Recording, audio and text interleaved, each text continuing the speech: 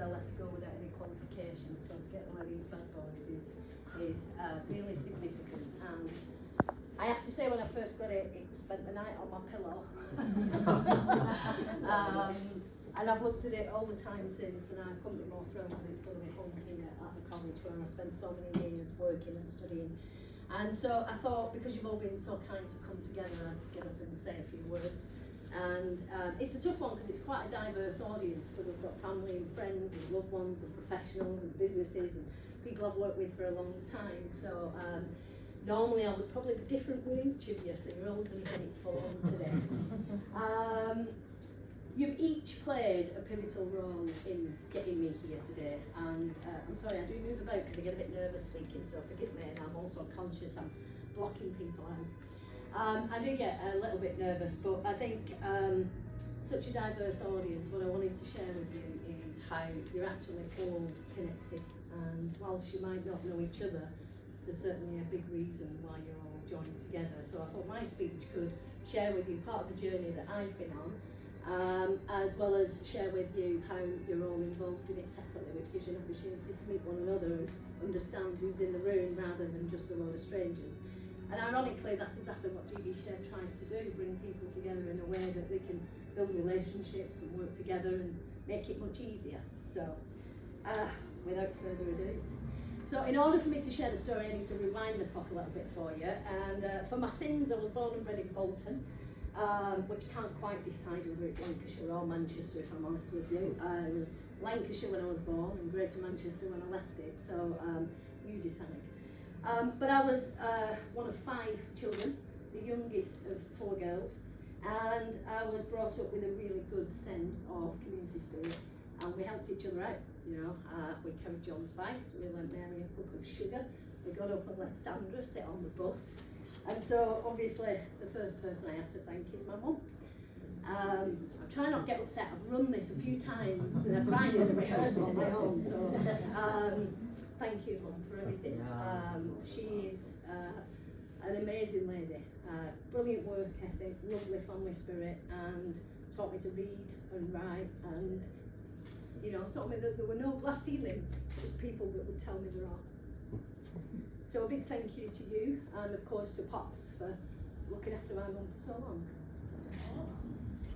As I said, I was in Bolton and the youngest of 4 girls, so I had plenty of opportunity to learn how not to do it. Unfortunately, we all have to make our own mistakes, don't we? And I did do it wrong a couple of times. Sadly, I left school without any qualifications at all at 15 and a half. And I had a baby really young as well.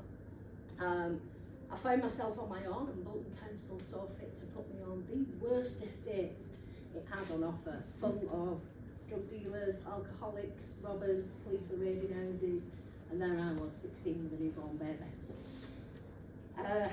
When that baby came along, and that is in there, Aaron, gives away, doesn't want any attention, please don't make eye contact.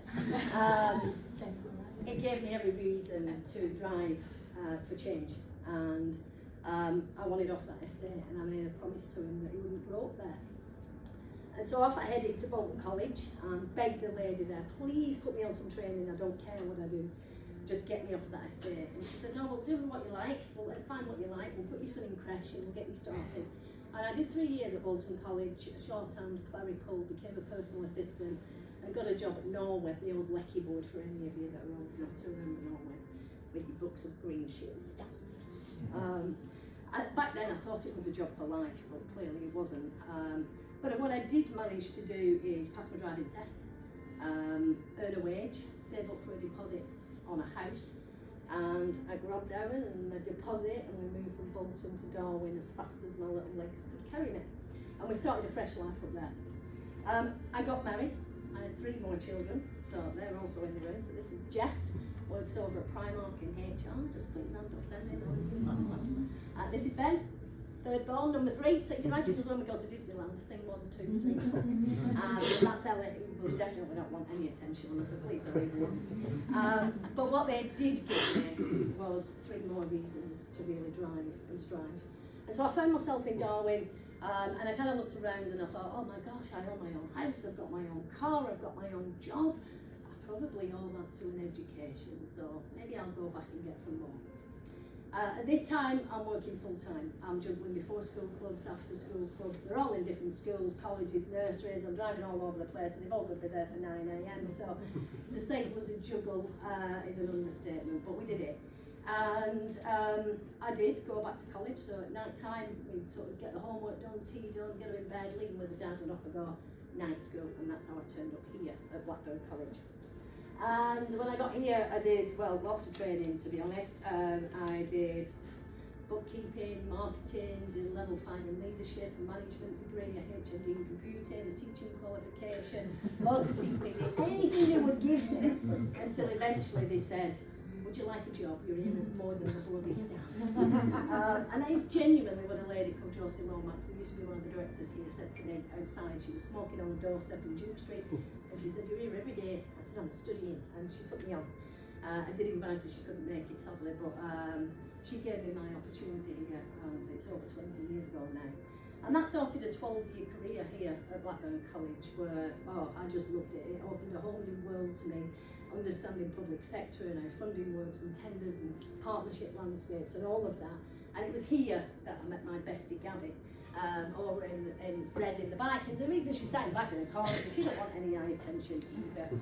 And of course, Gabby and I became very good friends. In fact, we were probably a bit of a rascals at Blackburn College, always in trouble and always in the corner. But we had some amazing years over those 12 years. I got locked in a cellar. She locked me in a cellar in a care home and forgot about me and left me there. I got locked in that building on a Friday night of a bank holiday weekend, and everybody went home and I had to climb out of a window, only to realise I'd actually been locked in a car park as well.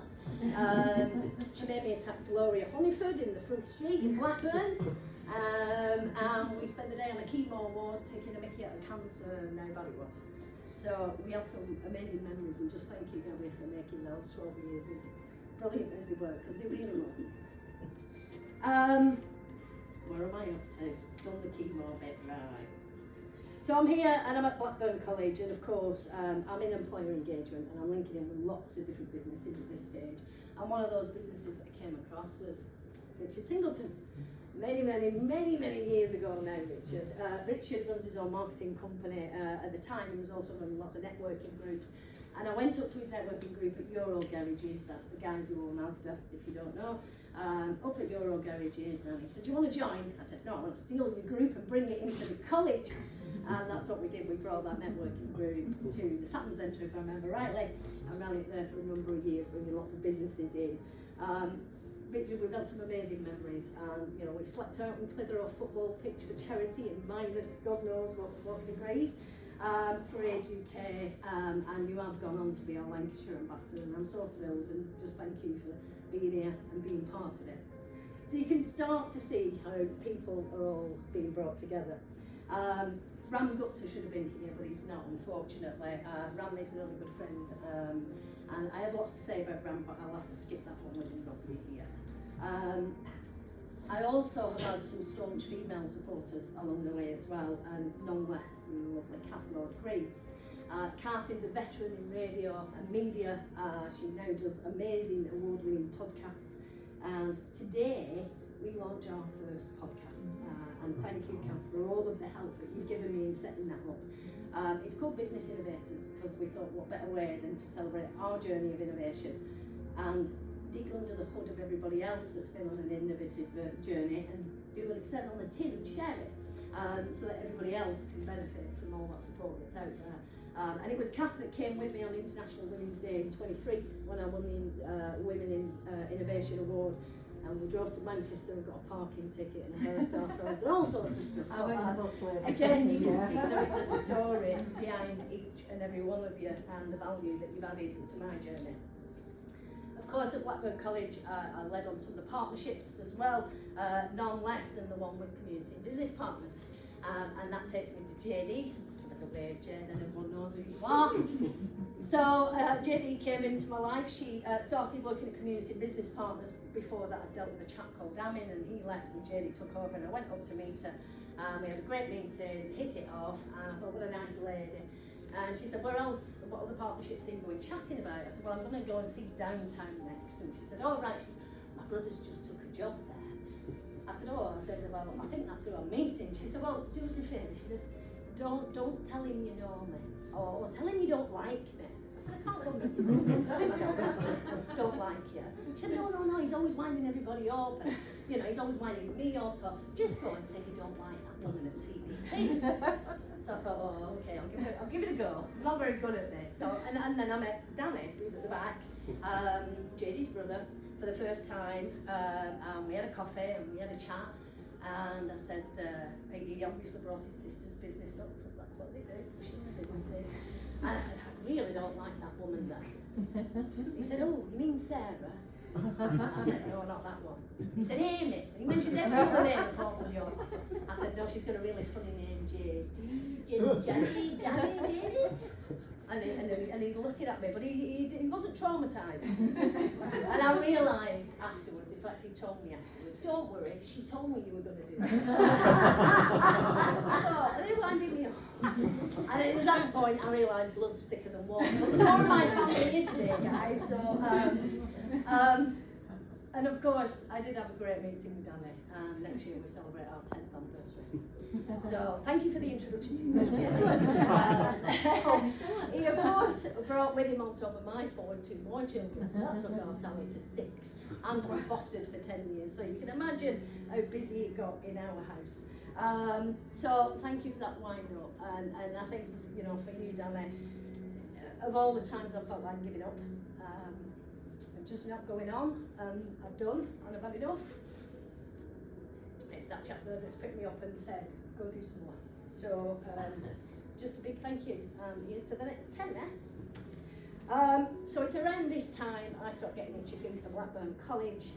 I've sort of done all I can do. I've set up CRM systems, I've set up employee forums, great relationships with businesses, it's all going swimmingly well. And I kind of look at my CV and think 12 years, right, okay, am I going to be a lifer? Because Gabby retired recently after 36 years. So I thought I'm either going to be a lifer or it's time to go, and I did. I started to move on and look for another job. I think it was around that time that you started and you came in, and I ended up leaving. And I worked with Nicola for a while as the Director of Business Development and Partnerships here at the college, so if anybody needs anything, please think that you need to go and see. And I worked with Nicola for a while, and then I went over to Preston College, which is where Nicola left. So in theory we kind of swapped roles, and off I went to work with businesses over at Preston's College. I did go over there, and it was good. I didn't last quite as long as I did at Blackburn, not that same love and feel. But for the time I did work with Nicola for organising today and letting me in, and putting the plaque up and everything. And Fazil, thank you so much. Fazil is the principal here at Blackburn College. I think he was on his way in when I was on my way out, but we have met a few times. In fact, Fazil gave me the Hive Entrepreneur of the Year award a few years ago, which was great in Blackburn. And of course we sat down and realised we were both foster carers and we had quite a bit in common. So just again, thank you, because 10 years of study here and 12 years of work, I can't think of anyone else I'd rather that plaque be, so I'm delighted and thank you. So off I go over to Preston, and yeah, I'd done sort of 12, 13 years of working businesses in East Lancs, so I thought I'm going to have West Lancs, it can't be that much different, but it is. It became apparent to me very quickly, it didn't matter what business I saw, what shape, what size, what sector, but every single one of them had the same challenges. Where's the funding? Where's the graduates? Where's the support? How do we get into public sector tenders, which is the right networking group?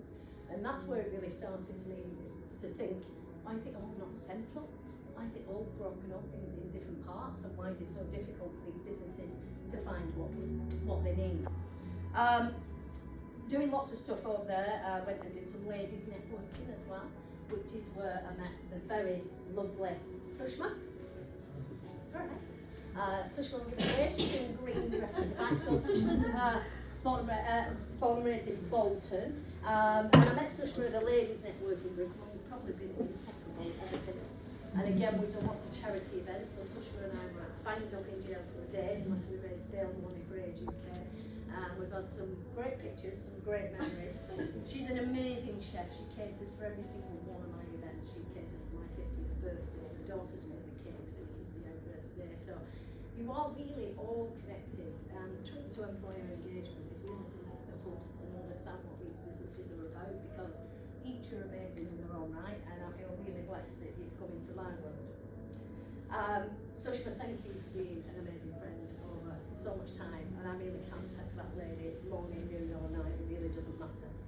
I made relationships with people like the Chamber of Commerce and councils and colleges and all sorts of things, and I met the very lovely Rita, who's right at the back from Farley's.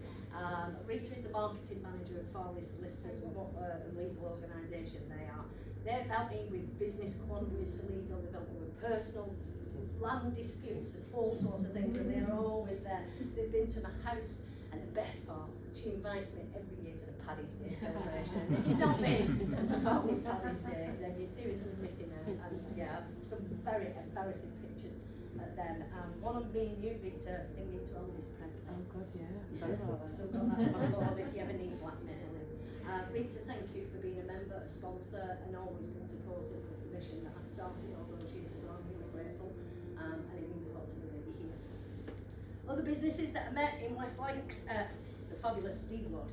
So if you don't know Steve, and wave your hand, Steve, then everybody knows who they're looking at. But Steve, I met, he runs a couple of companies, but predominantly Business Gifts UK, promotional items and things like that. And Steve was so tentative because he knew I wanted to not just buy from the Lancashire business, but source them products in the county of Lancashire as well. And every time I've placed an order with Steve over the last 8 years, he's gone over and above at making sure we procure from Lancashire. So just thank you, Steve. The thing and the main reason Steve is here is because when I decided to set up my very first share site, which was Lancashire, Steve was there like a shot. In fact, you'd have thought he was part of the team. He laid all the chairs out, he brought loads of promotional items, he put them on everybody's seats, he gave goodie bags, and he was there with me on the very first day. So it is absolutely appropriate that you're here today, and I'm really grateful because he's semi-retired and he's hard to get hold of these days. So thank you, Steve, for continuing to be a I can't go on the golf course. Oh, yeah. Good luck with the rain, and take my son with you because he's already pricked his ears up with you saying golf. And I think at that point, that's when I decided my time was coming to an end in the public sector. And the reason for that, my loyalties kind of shifted from public sector to the businesses I was working with, if I'm honest with you, because they were all so open, so honest, trying to work, trying to grow the businesses. And, I had some great successes. In fact, I think when I took over commercial here, it was about £40,000. And we got it to 1.5 million at one stage. It was incredible. So, and that was businesses working with us. But I didn't do that by going out and selling training. I did that by building relationships with each of you, trying to understand why you didn't want training. And in the main, it's because you didn't have the money, or you didn't have the growth, or you didn't have the contracts. So I thought, well, I'm in public sector, why don't I just share all the funding and share all the contracts and share all the opportunities? And that's where sharing really did begin. It was a boardroom at the county council where I was sat at senior level with a lot of important people in Lancashire. But I'm going to say a lot of people in Lancashire think they're important. And I mean that nicely. But these people are making decisions on where the funding goes and the spend and the tenders and everything else. And these businesses are missing out. Some are going under, some can't find graduates. Graduates are leaving our world-class universities and going living somewhere else. And Lancashire's great. So, in a bid to try and leave my children in a better Lancashire than I brought them into, I decided I'd get us all working collaboratively. No, that's an easy job, there's only about 70,000-80,000 of you. So I figured, right, okay, we can do this better, we can share it all. And I had tried in that council room while I was still at senior level to say, look, you're sat on the funding, you're sat on the graduates, you're sat on the businesses, you're sat on the tenders, you're sat, why don't we just share it equally, and then everybody in Lancashire can benefit from that, because at the minute, we've got 80,000 businesses working separately.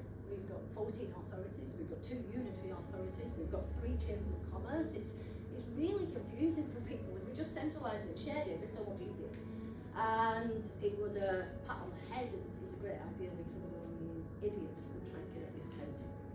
To which my response was, then step forward, idiot, I quit. I did. I went back to the college. I took voluntary redundancy, and I put 20 years worth of severance into building a digital platform called Lancashire, because it was about sharing and not sharing. And the name stuck, and hundreds of businesses joined us, and within a year we were multi-award winning non-powerhouse partners. So it really was an incredible ride. What I didn't expect was Manchester wanted to stop sharing, and so I created Manchester. And then Cumbria started, so I created Cumbria Share and Yorkshire, and I thought, oh God, where does this thing stop and where does it start? Probably we stopped in 2020 when the pandemic hit and braced ourselves like every other business did, but we realised really quickly we operate online, we can't close the internet, so let's just keep going. And that's what we did. We, in the pandemic, was probably the first point that I'd really come across Innovate, if I'm honest with you, Emily. I had this, well, if I'm honest with you, in 2020 we had 5 counties live. And Eleanor, who's my youngest, was at school sitting her exams in 2020 when they just said, okay, we're closing, you can go home. What about the exams? No, there's no exams, forget that, we're cancelling them. We'll guess your results. Okay, what about my prom? No, send your dress back, there's no prom, we're cancelling that as well. So what about my mates? No, you can't say goodbye to your mates, just go, you don't need to come back. And at 15 and a half, we never once contacted her again. So she sat in a bedroom for 18 months. Obviously, we can't send them out to work, everything's shut, colleges have all gone online. It's a real challenging time. And I felt for her, I really did. As a mum, you do all you can to try and sort of keep them going, but it became very apparent lots of our businesses were ringing us and they had the same challenges with their children. And I thought, this is bigger than just my house. And so I emailed a couple of thousand businesses and said, how do you feel about sharing with kids if I build a youth platform? 16 to 24-year-olds and opportunities that you've got, work placements, internships, careers advice, life skills, job opportunities, apprenticeships. You know, if you're a mortgage advisor, teach my kids how to get a mortgage. If you're an accountant, teach them how to budget. But you can all share something. I'll give you loads of visibility and I'll make it free. And it was a unanimous yes. And that's why Dr. Neil Calder came in. Neil is a monitoring officer in his spare time for Innovate UK and an assessor. And so it was a natural thing for me to say, Neil, is there any funding that can help me get this off the ground? And we looked at different funding parts. And I was really lucky because not only did I win a Smart Grant, but Smart Grants are really, Emily will vouch for it, really competitive, really tiny percent to get through. Not only did I win it, but what I won, and I've only learned this since, was 100% grant funded. And normally the match funding, so I did even better, so timing must have been perfect. So Neil, you know, for having your hand in the small of my bag for as long as you have guided me along, thank you so much, because when it came to Innovate, you were instrumental in testing and challenging my ideas and making sure they were absolutely fit for purpose or they wouldn't have got through. And that voice of reason was really important to me at the time, and I did get it, which is brilliant. And I am at the end of the speech now, guys. Shortly after the youth platform, we then went to the northeast because we got a phone call. Why, aye man, we want to start sharing. I thought, oh God. And I remember saying to a chap, Paul, I don't know anybody in the northeast. He said, well, you know me. I said, you're 400 miles away. He said, you're a digital platform. I said, well, I've no boots on the ground. He said, how are your boots on the ground? I said, I need at least 100 businesses to launch. So he said, I'll get you 100. And he got me 150 in 4 months. And we opened 4 counties. It was our fastest moving region. And that led our tally to 9. And this is where the award comes in, because at that stage I think, what am I doing? I've gone to 9 counties. There's 104 in the UK, by the way. So, you know, if it's took me 6 years, 7 years to get 9, I didn't have 100 years, guys. So I needed to speed it up. And in doing that, I was looking at the model. And the way our model works is businesses share, constantly sharing jobs, news, offers, events, funding, tenders. And they share it equally with the rest of the county, because one, it creates equality, but it's them that get the visibility and the connections and the bums on seats and the applicants coming for their jobs. So that's why it works both ways. And when I looked at the data, not just on your individual records, but collectively for Lancashire, it hit me in the face. It was so apparent the sustainable impact we were having. We tracked all that data back. Hundreds of jobs, you recruited local people, you reduced unemployment in Lancashire. Hundreds of you connected with each other, and when we tracked the relationships, you created hundreds of local supply chains, which had millions in funding and billions in tenders that stimulated the economy in Lancashire. And we'd helped thousands of young adults as well, and charities. So you're having a social value impact, stimulating economies, reducing unemployment. You guys were smashing every target I ever had in public sector. So it was apparent collaboration really does work, and sharing really does work. But what I then did is I spoke to a global accreditor, a sustainable accreditor, and just said, look at the impact these businesses are having. How do I he said, well, why are you not telling them we're being so green? I said, because I didn't set it up as a sustainable platform, I set it up as a sharing platform. And he said, why are you not telling people that they're being so green? Because, you know, climate change is here, government are putting pressure on people being more green and responsible businesses. So what I ended up doing is partnering with him, and I mapped our customer journey to his global sustainable accreditation. and a very lovely Elizabeth Michael over there, who started as a member but then joined us as part of the team, rang hundreds of members, sharing hundreds and hundreds across the country, different accents, different people, keeping them all on board as members and telling them we were going to scale nationally, we were going to embed a sustainable accreditation.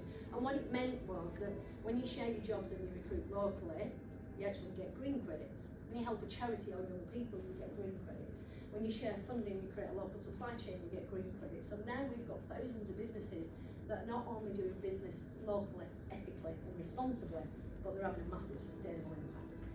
My epiphany came of, well, there's no sustainable supply chain in the UK, so maybe I'll badge these guys up and put them in a supply chain register. So we added the register to the platform. Around that time, UK government committed to procuring sustainably, so we're only going to buy off sustainable businesses. You can evidence that, and I thought, perfect, my guys are all in a position where they can still win those tenders and win that business, and now that gives us a good reason to scale. But we needed the tech, and the build of that tech was incredible because it was a mammoth build, if I'm honest with you. We took 9 separate counties, everybody's logging, content, password, sharing, history, data, statistics, and we built one national one, and we also mapped that to a sustainable accreditation and embedded our youth platform. And I could not have done that without Innovate. And so, you know, at the time I wanted to build it, it just seemed so far away. It was a mountain for me to climb. And again, you know, Neil pointed me to the Women in Innovation Award, and I had a look and I thought, God, I've got no chance. And I busted up, tapping on his door when I had particular questions, but I busted up night and day on my application and videos and all sorts of things. And I got my email, I think it was 2 days before Christmas. Congratulations. And I was thrilled, but it said it's under embargo, so please don't say anything to me. Women's Day on March, April. I thought, I share for a living. I can't sit on this. It was the hardest thing anybody's ever asked me to keep secret, because I was like a wound up bunny. And I was so excited, and I just wanted to scream from the rooftops. And of course, Kathy did come with me to Manchester to pick up the award. And then Emily here is the head of EDI, and she developed the Women in Innovation programme. She recognised that opportunities for women are not, can be few and far between.